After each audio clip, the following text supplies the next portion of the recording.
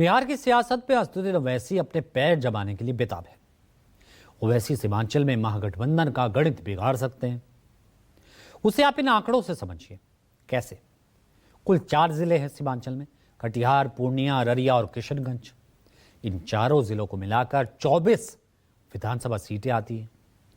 2011 की जनगणना के मुताबिक किशनगंज में 68%, अररिया में 43%, कटिहार में 45% और पूर्णिया में 39% मुस्लिम हैं। इन जिलों की सीटों पर मुस्लिम वोटर्स हार जीत में अहम भूमिका निभाते हैं। अब सवाल है, ओवैसी के महागठबंधन के साथ चुनाव लड़ने और नहीं लड़ने पर असर क्या पड़ेगा? दरअसल आरजेडी और कांग्रेस का आधार मुस्लिम वोटर है। ओवैसी की पहुंच भी इसी सब तबके के बीच में है। बिहार में जातीय जनगणना 2023 के मुताबिक राज्य की 13 करोड़ आबादी में से 2.31 करोड़ मतलब लगभग 17.5 करोड़ मुस्लिम है। अगर ओवैसी महागठबंधन के साथ लड़े तो मुस्लिम वोटर्स में बंटवारा नहीं होगा, अगर लड़े तो बंटवारा होगा। इसे 2020 विधानसभा चुनाव के आंकड़ों से समझिए।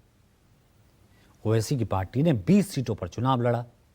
14 सीटें सीमांचल की, 14 में से 5 सीटें आमोर, बहादुरगंज, बायसी, जोकीहाट, कोचाधामान जीत मिली।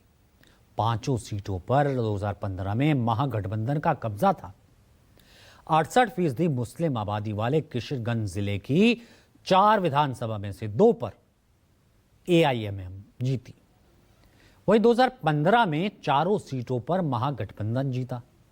43% मुस्लिम आबादी वाले अररिया जिले की 6 सीटों में से महागठबंधन 1 सीट जीत पाया। 1 सीट रानीगंज में एआईएमआईएम के कारण महागठबंधन हार गया। बिहार जातीय गणना 2023 के मुताबिक राज्य के 2043 विधानसभा सीटों में से 47 पर मुस्लिम वोटर निर्णायक है। इसमें से 11 सीट पर 40 से ज्यादा, 7 पर 30 से ज्यादा, 29 सीटों पर 20 और 30% मुस्लिम वोटर है। यानी कि 70% के करीब मुस्लिम वोटर है। तो कुल मिलाकर अगर ओवैसी अकेले चुनाव लड़ेंगे तो यकीनन आरजेडी कांग्रेस के मुस्लिम वोटर बिखरेंगे, महागठबंधन को नुकसान होगा, एनडीए को इससे फायदा जो है वो हो सकता है।